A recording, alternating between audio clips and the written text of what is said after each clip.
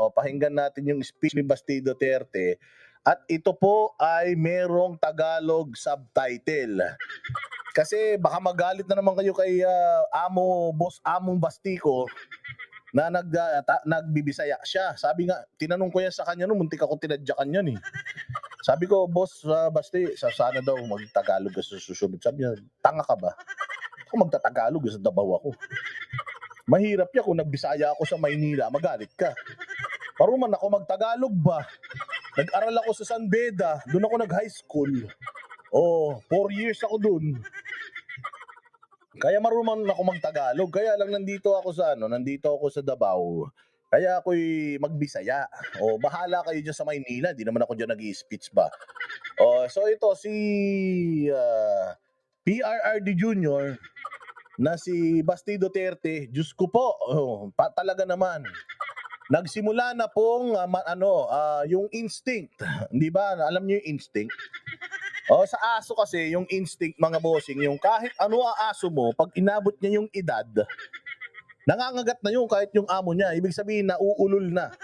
Di ko mas sinasabing nauulol na si Basti pero ang sinasabi ko lang, yung instinct ng pagiging makabayan, yung instinct na pagiging alam mo yun, yung matapang at nagnanais ng magandang lipunan ay maagang lumabas kay Basti Duterte. Kaya eto, si Basti Duterte ay nag-ala PRRD. Feeling ko nga mas magaling to si Basti kay PRRD. Mas magaling to si Basti kay PRRD. Kasi yun na nga, yung mga addict daw sa Davao, mahal na daw ang droga sa Davao. Nag-market study daw sila mga bossing. Pinakamahal daw ang droga sa Davao because of scarcity. Ibig sabihin, halos walang mabili sa Davao dahil nga mahigpit doon. Kaya lang may nakakalusot pa rin. At alam nyo naman, bawal na bawal talaga yung mga masasamang loob sa Davao. Kaya nga, dyan tayo bilib na bilib sa mga Duterte. Kasi bagamat napapaligiran ang Davao ng mga magugulong probinsya sa Mindanao, sila ay nanatiling progresibo, sila ay nanatiling maunlad. Progresibo no, maunlad pa. Sila ay nanatiling peaceful at disiplinado. Sobrang disiplinado dyan. Kaya habang bata pa, ito yung sinabi ko, ito yung tanong ko sa kanya nung siya ay aming in-interview. Na Baste, kasi si PRD, matanda na siya eh. Kumbaga, laspag na siya. Kumbaga sa jeep, pumupugak-pugak na yung karburador ni PRD. Naging presidente siya ng Pilipinas. So, imbis na sana, naging senador pa siya, naging vice president pa siya, naging drug czar pa siya ng mga 5 termino, napakinabangan natin siya ng maikling panahon na lang, 6 na taon. Kaya dito sa Davao, napakinabangan niya yung galing ni PRD. Pero kami sa Maynila, medyo bitin. Kaya inaano namin siya, kinukumbinsi namin siya, wala po ba kayong balak tumakbo ng nationals? Kasi sayang naman, bata pa po kayo. 35 years old lang po si Baste. 3 taon lang ang tinanda niya sa akin, mga boss. So ayun mga bossing, mayroon siya ngayong inilunsad na malupit na war on drugs dyan sa Davao. Nako po. Sigurado ko yung mga Commission on Human Rights, baka nanginginig na naman ang mga tumbong ninyo dahil ito panibagong Duterte na naman. Sabi siguro nila, anak ng tinapay naman talaga. Diyos ko po, si Inday mananalo sa 2028. Problema na nga natin yung 2028, putya, bibilang na naman tayo ng another 6 years, tapos Duterte na naman yung susunod. Ako okay lang, kung puro Duterte, hanggang sa malagutan ako ng hininga. Basta ba pag Duterte, alam natin na maayos magtrabaho mga yan, kaysa naman iboto natin yung mga anak ni ganito, anak ni ganyan. Dahil namatay si ganito, iboto si ganyan. Doon na tayo sa may mga napatunayan. Tingnan nyo ang Davao. Alam mo, mababa ang tiwala ng mga tao kasi sinasabi nila sa magkakapatid na Duterte, itong si Basti ang pinakapatapon. Sinasabi nila si Basti yung pinakapatapon, si Basti yung ganito, si Basti kasi hindi naman abogado yan. Si Inday, abogado. Si Pulong naman, hindi naman naging mayor si Pulong yata. Tas si PRD, piskal. So, mababa ang tingin nila dito kay Basti Duterte. Ngayon, si Basti, nauso kasi ngayon mga bossing yung sinasabi nila na may nakikita kayo sa social media ninyo, di ba? Yung ano ang mas importante? diploma o diskarte? So ito yung sinasabi natin na si Basti Duterte siguro hindi gano'n ka ano, garbo yung kanyang, inabot sa, kanyang pag-aaral. Halimbawa, hindi katulad ng iba diyan, graduate ng Wharton, ng Harvard, graduate ng tapos ng graduate. Ito si Baste, hindi niya pinagmamalaki na siya ang pinakamatalino at pinakaedukado sa buong Davao. Pero ang importante kasi para sa akin, aside from yung inabot mo sa karera mo, yung puso, yun ang importante kasi yung puso, mga bossing, yung pagiging makabayan, yung pusong malinis, hindi yan natututunan sa eskwelahan eh, di ba? Tama? O kayo ba ay naniniwala doon? Eh kung halimbawa, ito si Baste, di man siya abogado. O halimbawa si Baste, nagtapos ng graduate. Pero hindi naman, wala naman siyang MBA, wala naman siyang PhD. Pero halimbawa tinawag siya ng paglilingkod at siya ay balang araw tumakbo sa national. Susuportahan niyo ba siya? Oo, kasi marami diyan, graduate, abogado, kasi nagtanda na tayo sa mga ganyan eh. Abogado, mga graduate, PhD, mga ekonomista, pero putya naging ekonomista para magnakaw. Yung iba nga naging abogado para ipagtanggol nila yung mga pagnanakaw nila eh. So dito tayo sa sinasabi nilang bad boy pero may napatunayan. Kita mo naman ang Davao under his leadership. Hindi siya plastic. Sabi niya pa nga eh, ako kasi, kita mo naman, wala pala kayo sinabi. Nagtapos po pala ng political science si Basti sa Ateneo.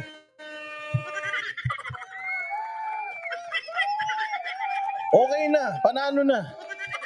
Okay na, hindi na natin kailangan pang Hindi kasi marami nagsasabi diyan na siyempre abogado si ganito.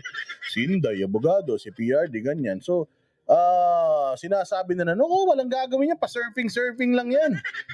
Putya, yung mga inggit, yung mga taglaway, kaya Baste, yan ang mga sinasabi.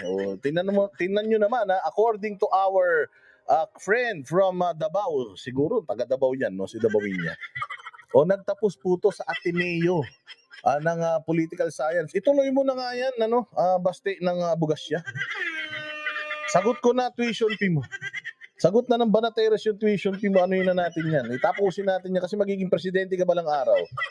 Ako kasi nakita ko talaga si Baste na parang sa kanilang lahat after kong marinig ito si Baste, kasi mailap to si Baste, mga bossing. Sobrang ilap niyan, wala kang masyadong makikitang mga videos niyan, nagpa-public speaking yan, wala masyado.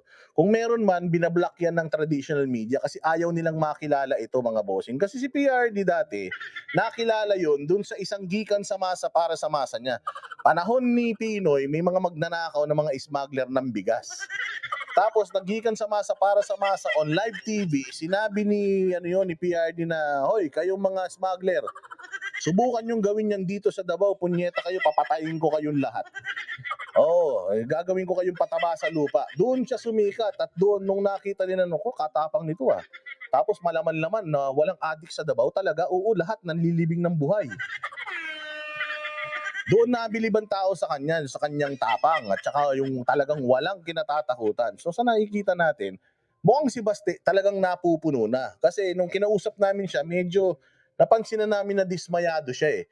Pero para mag-launch ka ng war on drugs, alam mo naman na yun ang naging dahilan kung bakit binabatikos yung tatay mo ngayon, pero sinundan mo yun, wala kang takot na sinundan mo yung yapak ng tatay mo sa pagsawata sa mga drug. Kasi nung nag-conduct ito ng war on drugs, patay kaagad yung isang drug lord dyan. Yung isang drug personality dyan, nanlaban, deads kaagad. So, inaantay ko nga lang na i-highlight na naman nila yun eh. But anyways, pakinggan natin itong sasabihin ni Baste. Medyo talasan inyong pagbabasa kasi sinubtitle lang nila ito. In Bisaya talaga to. So at least lahat tayo makaka-relate. Ang daldal mo. Putya yan, isang oras na, Boss Dada, salita ka pa ng salita, pasalitain mo naman si Baste. Eto na, para wag na kayong magtampo, pagsalitain na natin Baste. Si Baste from San Beda. And Ateneo de Manila. O yan, i-play natin. Ang observation yun nila, nimbalik yun ang bugas. Naay mga tao nga namalik ang bugas. It's not because wala na to gibuhat atong trabaho, but we cannot simply close our borders dire aning Davao. Kung napatay border control dire, okay raman. I think today just released kung unsa ka mahal ang sambo dire, I think we're extraordinarily high compared sa mga ubang lugar. So everything is okay. Supply is scarce. Ang problema, ang kanang sabo, dali ra kay na itago, mupalit sila sa gawas, o asa man na nila kwaon, masok-sok, masuod nila dire. So anay, problema ta diha. Davao man no? Intindihan yung sinabi. Oh, sabi nga niya, problema yan kasi Davao to. Bawal yan dito. Kung parang sinasabi ng mga kapulisan, sir, sa totoo lang, mas mahal ang drugs dito. At least hindi kasing mura yung drugs dito kaysa sa ibang lugar. O therefore, hindi accessible ang drugs dito. O nanalo na tayo. Hindi pwede yun. Hindi pwede yun. Davao to. Kaya mahal ang drugs dito. Hindi tayo proud na mahal ang drugs dito. Mahal ang drugs dahil may scarcity. Wala akong pake. Ubusin natin yan. Ubusin natin yung drugs ha. Hindi sinabing ubusin, singhutin nyo ha. Kasi minsan yung mga nasa nasa operatiba natin, minsan kung sinabi, ubusin yung drugs, putya, inuubos, sinisinghot nila. Hindi, ubusin, ibig sabihin, ikulong natin yung mga drug lord, tsaka yung mga pusher. So yun ang sinasabi niya, may standards tayo dito sa Davao. Bawal ang drugs. Bawal ang masamang gawain dito. Kaya kahit konti, ipakita natin sa buong Pilipinas na hindi tayo humihinto. Hindi ibig sabihin mas mahal at mas konti dito, huminto na tayo, nanalo na tayo, hindi. Mananalo lang tayo kung magiging zero na, drug-free na itong ating syudad. O, di ba? Palakpakan. Pag kana ganing istorya ha, hardline yun ta nila. Dili yun ta mo sugot, anak. Dili yun ta mo allow. Balik-balik naman siya. Kabulo ko sumol na kayo ni paminawon. Balik-balik naman So, di kita mo allow. May mga bata, inosente, mga teenager, o mga pamilya, masudlan anang butanga, mga guba ang utok, madaot, onya. So, I hereby declare a campaign that this city is at war against drugs. Tragis yan. Nakita nyo mga boss? Ayan o, nakita nyo. Ilang beses ko nang napanood to. Pero kinilabutan pa rin ako hanggang ngayon. Ibang klase, no? Sino dito ang kinilabutan? Oh, grabe, hanggang ngayon kinilabutan ako. Sabi niya, I therefore conclude. Diba? Yan ang mga leader ng future leader ng Pilipinas. Pucha, matapang. Alam mo kung ako to, hindi ako mag-war on drugs. Oh, bakit? Tingnan mo, yung presidente natin ngayon, hindi nag-war on drugs masyado. Alam niyo kung bakit?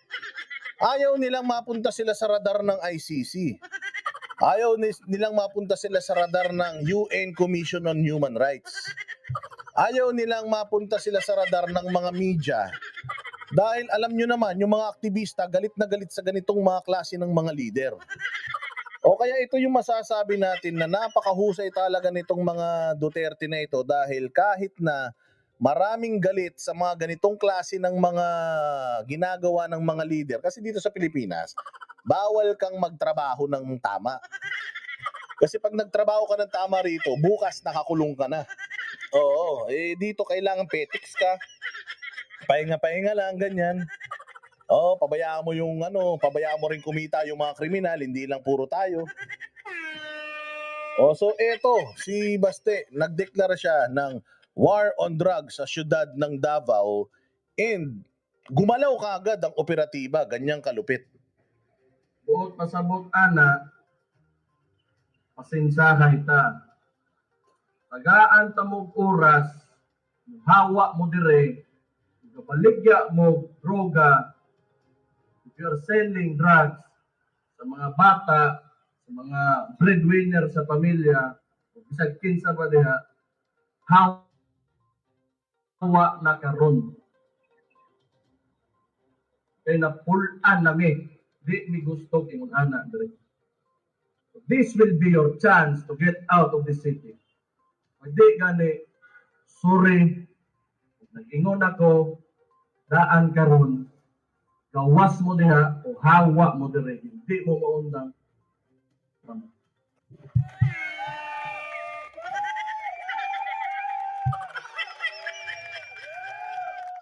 Ang lupit nun. Binibigyan ko kayo ng pagkakataon. Magsilayas na kayo dito. Kasi ngayon pa lang magsusorry na ako sa inyo. Pag itinuloy nyo pa rin yung pagtitinda nyo sa mga kabataan, sa mga teenager, sa mga breadwinner, isa lang masasabi ko, papatayin ko kayo. Ang galing, di ba? Ganyang kalupit ang mga Duterte. Walang takot. So hindi siya natakot na magbitaw ng ganitong mga salita kahit na alam naman niya na ayaw ng mga nasa pamahalaan ngayon itong ganito ng klase. So sigurado ako na Baste, sigurado ako na magsisimula na ngayon yung black propaganda laban sa'yo.